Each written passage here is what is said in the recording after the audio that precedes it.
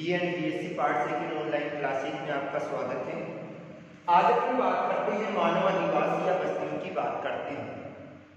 यानी मानव अधिवास या बस्ती किसे कहा जाता है, अर्थात मानव द्वारा निर्मित आवासों के संगठित समूह। मनुष्य जो मकान में रहता है,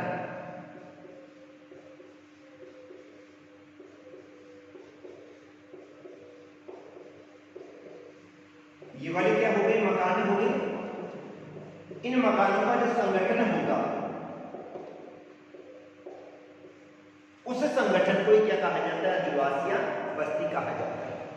अर्थात मानव द्वारा निर्मित आवासों के संगठित समूह को क्या कहा जाता है, अधिवास या बस्ती कहा जाता है। अब अधिवास या बस्ती की अपन बात करें तो अधिवास के अंतर्गत किसको लिया जाता है, मकानों को लिया जाता है। और मकानों के साथ में आवागमन है इन अधिवासियों के मध्य से गुजरने की किसको लिया जाता है,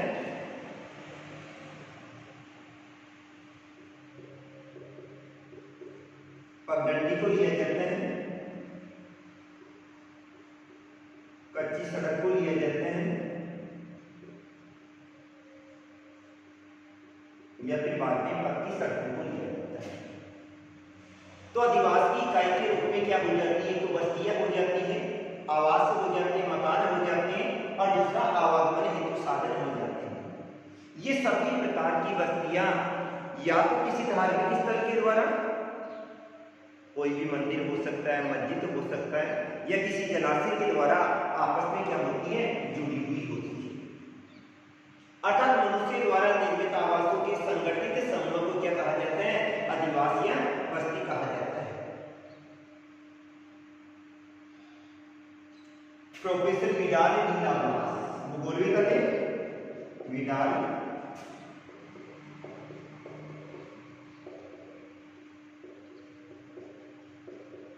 प्रोफेसर विडाल डी लाप्लास ने कहा था, मनुष्य जहां पर निवास करता है, अपनी संपत्ति को रखने हेतु जिस संरचना का निर्माण करता है उसे क्या कहा जाता है, अधिवास कहा जाता है। मानव द्वारा अपने रहने के लिए और अपनी संपत्ति को सुरक्षित रखने के लिए जिस संरचना का निर्माण किया जाता है उस संरचना को क्या कहा जाता है, अधिवास कहा जाता है। तो अधिवास किसे कहा जाएगा, मानव द्वारा निर्मित आवासों के संगठित समूह को क्या कहा जाता है, अधिवास या बस्ती कहा जाता है। अब बात आती है मनुष्य अधिवास का निर्माण क्यों करता है। तो मनुष्य अधिवास का निर्माण के उद्देश्य कौन कौन से हैं। सबसे पहली बात आती है प्राकृतिक प्रकोप से बचने की।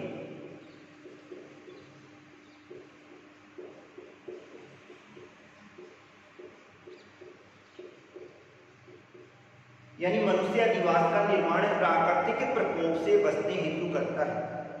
प्राकृतिक प्रकोप का मतलब हुआ सर्दी की ऋतु है, गर्मी है, वर्षा है, तो मनुष्य क्या करता है, उस मकान के अंदर चला जाता है, उसमें निवास करने लग जाता है, अपनी संपत्ति को रखता है। तो सबसे पहली बात आती है प्राकृतिक प्रकोप से बचने की। दूसरी बात आती है जंगली जानवरों से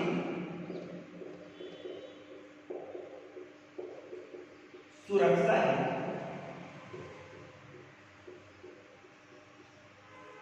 प्राचीन काल का अध्ययन करें तो प्राचीन काल में मनुष्य जंगलों में निवास करता था, और जब मनुष्य जंगलों में निवास करता था तो वहां पर अत्यधिक मात्रा में हिंसक जीव जंतु पाए जाते थे।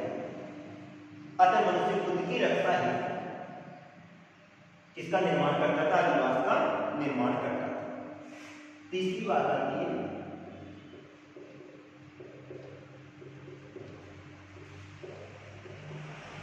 सामाजिक कार्यों के संचालन हेतु।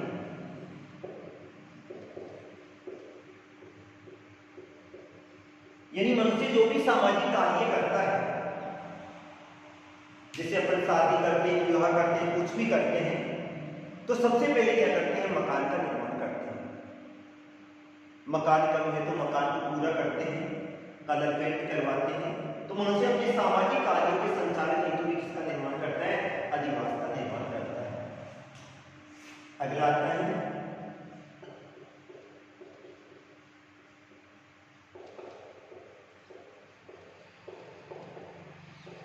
जैविक आवश्यकताओं की पूर्ति हेतु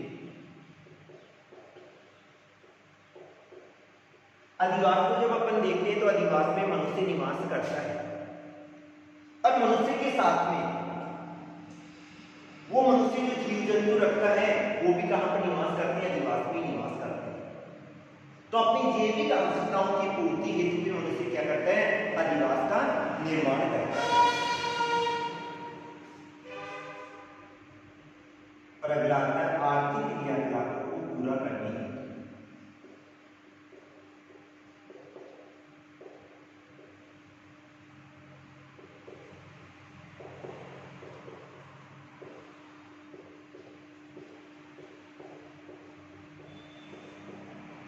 आर्थिक क्रियाकलापों का मतलब होता है मनुष्य रोजगार करता है, व्यवसाय करता है और व्यवसाय हेतु मनुष्य प्रतिष्ठान का निर्माण करता है।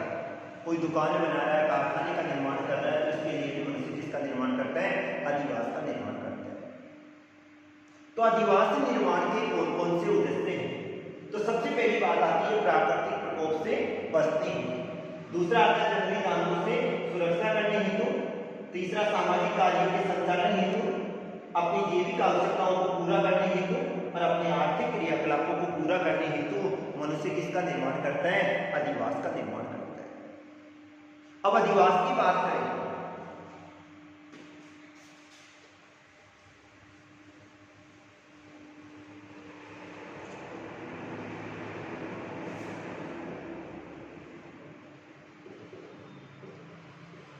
मानव अधिवास के प्रकार।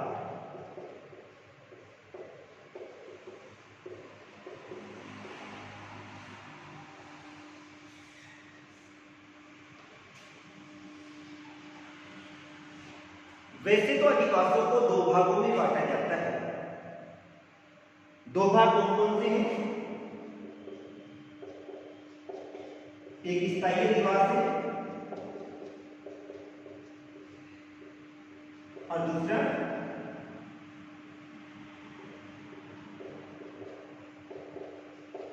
अस्थायी अधिवास है। यानी अधिवास के दो भाग हैं, एक स्थायी अधिवास और दूसरा अस्थायी अधिवास। स्थायी अधिवास को किसे कहा जाता है, जहां पर मनुष्य स्थायी रूप से निवास करता है। जहां पर मनुष्य स्थायी रूप से निवास करेगा कौन से अधिवास हो जाएंगे, स्थायी अधिवास हो जाएंगे। यानी अधिवास को दो भागों में बांटा जाता है वैसे तो, एक स्थायी अधिवास और दूसरा अस्थायी अधिवास। अस्थायी अधिवास का निर्माण तो कौन से क्षेत्रों में किया जाता है, जहां पर लोग एक स्थान से दूसरे स्थान पर चले जाते हैं, स्थायी रूप से निवास नहीं करते हैं, वहां पर तो कौन से अधिवासों का निर्माण किया जाता है, अस्थायी अधिवासों का निर्माण किया जाता है। अर्थात जैसे लोग आखेट करते हैं, संग्रहण कर रहे हैं, अस्थायी कृषि कर रहे हैं, तो वो लोग क्या करते हैं, अस्थायी अधिवास का निर्माण करते हैं। और दूसरे जिन लोगों का स्थायी व्यवसाय होता है वो कौन से अधिवास का निर्माण करते हैं, स्थायी अधिवास का निर्माण करते हैं। लेकिन कार्य के आधार पर और जनसंख्या के आधार पर, कार्य के आधार पर और जनसंख्या के आधार पर अधिवासों को दो भागों में बांटा जाता है। दो भाग कौन कौन से हैं, एक ग्रामीण अधिवास है और दूसरा नगरीय अधिवास।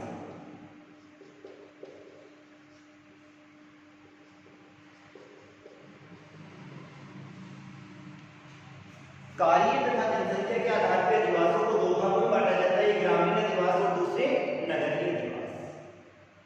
ग्रामीण अधिवास किसे कहा जाता है, गांव में निर्मित हुए अधिवास जहां के लोग प्राथमिक श्रेणी का कार्य,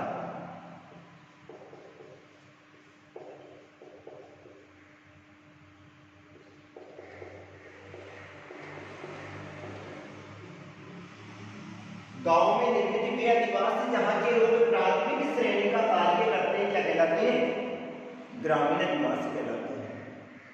और नगरीय अधिवास किसे कहेंगे, नगरों में निर्मित हुए अधिवास जहां के लोग द्वितीय तृतीय चतुर्थ श्रेणी का कार्य करते हैं, क्या कहलाते हैं? नगरीय निवासी कहलाते हैं। यानी ग्रामीण निवास को किसे कहेंगे? गांव में निर्मित हुए अधिवास जहां के लोग प्राथमिक श्रेणी का कार्य करते हैं। गांव में निर्मित हुए अधिवास जहां के लोग प्राथमिक श्रेणी का कार्य करते हैं, ग्रामीण निवास कहलाते हैं। अर्थात प्राथमिक श्रेणी में कौन से व्यवसाय को लिया जाता है? तो अपन प्राथमिक श्रेणी में आखेट को लेते हैं, संग्रहण, कृषि, पशुपालन, मत्स्य पालन आदि व्यवसाय को सम्मिलित किया जाता है।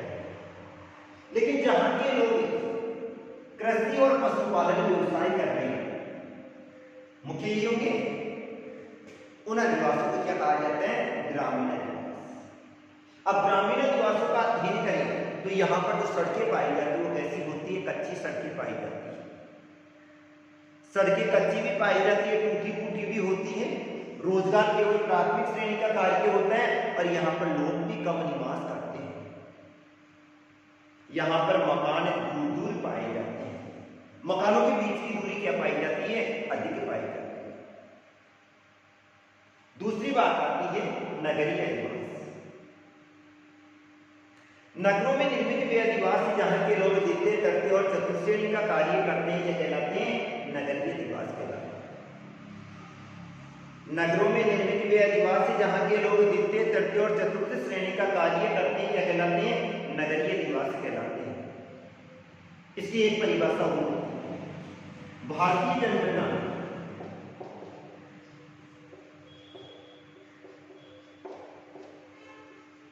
2001 के अनुसार, भारतीय जनगणना 2001 के अनुसार नगर के होते हैं जहां पर नगर पालिका होती है, नगर निगम होगा, सैनिक छावनी बोर्ड होगा और अधिसूचित नगर होगा।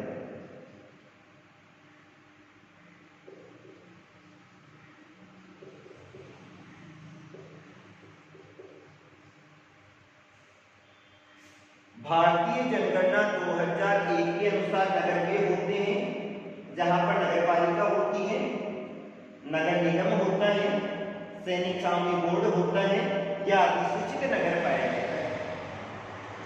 आज अपन नगरीय क्षेत्र देखते हैं तो वहां की या तो नगर पालिका होती है या नगर निगम होता है। कुछ नगरों की स्थापना देश की रक्षा हेतु की जाती है तो वहां पर किसकी स्थापना की जाती है? सैनिक छावनी बोर्ड की स्थापना की जाती है। और एक आता है अधिसूचित नगर आता है। अधिसूचित नगर में या तो किसी देश की राजधानी होती है या किसी राज्य की राजधानी होती है। तो सबसे पहली बात आती है जहां पर नगर पालिका होती है, नगर निगम होता है, सैनिक छावनी बोर्ड या अधिसूचित नगर होता है। दूसरी बात आती है निम्न 3 शर्तें एक साथ पूरी करता है। ये 3 शर्तें क्या क्या है? 5000 की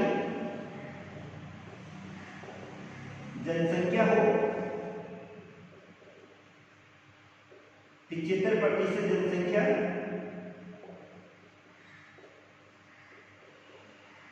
गैर कृषि कार्य में लगी हो,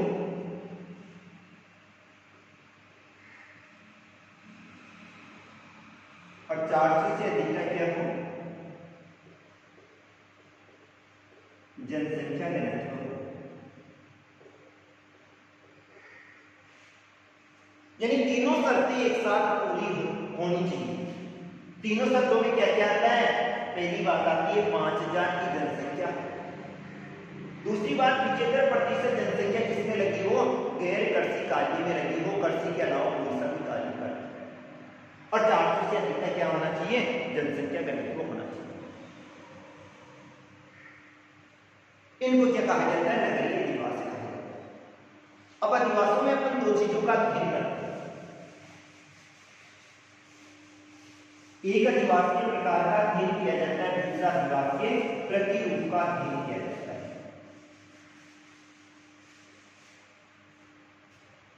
तो ग्रामीण बस्तियों में अपन दो चीजों का अध्ययन करेंगे।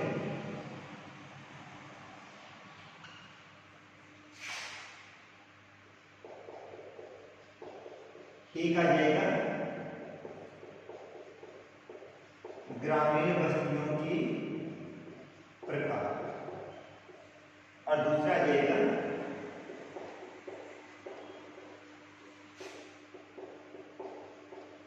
ग्रामीण बस्तियों की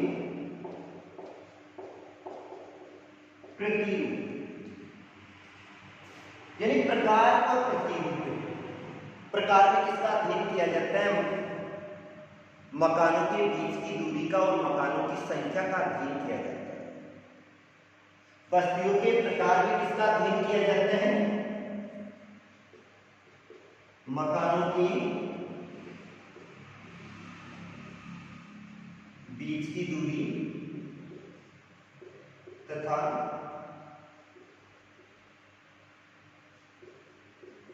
मकानों की संख्या। सही है। ग्रामीण बस्तियों के प्रकार में किसका अध्ययन किया जा रहा है? मकानों के बीच की दूरी और मकानों की संख्या का अध्ययन किया जा रहा है। और प्रतिरूप में किसका अध्ययन किया जाता है? उस गांव के आकार का अध्ययन किया जाता है और उसकी आकारिकी का अध्ययन किया जाता है। किसका अध्ययन किया जाता है?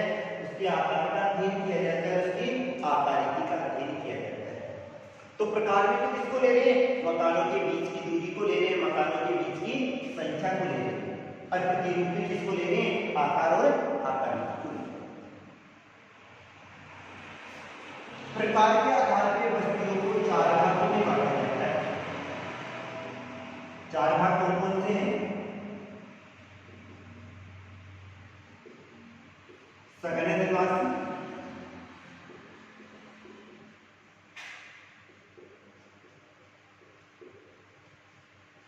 संयुक्त अधिवासी,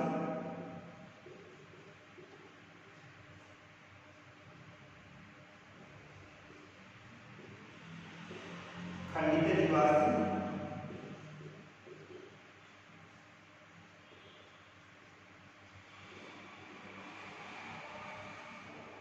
और प्रकीर्ण अधिवासी।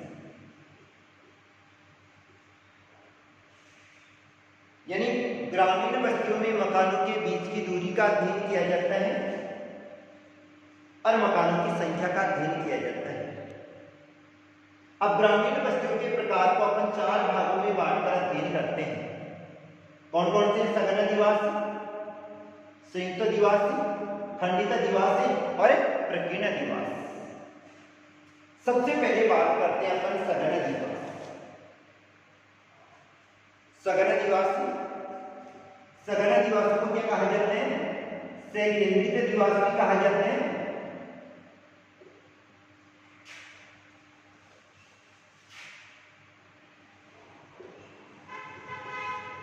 पुंजित अधिवास भी कहा जाते हैं, आकेंद्रित अधिवास भी कहा जाते हैं, सहज बस्ती भी कहा जाता है। सघन अधिवासों को संकेंद्रित अधिवास भी कहा जाते हैं, पुंजित अधिवास भी कहा जाते हैं, सहज बस्ती भी कहा जाता है। इनमें मकानों के बीच की दूरी क्या होती है? कम होती है। मकानों के बीच की दूरी कम होती है, मकानों की संख्या क्या होती है? अधिक होती है। अर्थात मकान परस्पर पास पास क्या होते हैं? सटे हुए होते हैं। इनमें मकानों के बीच की दूरी कम होती है, मकानों की संख्या अधिक होती है।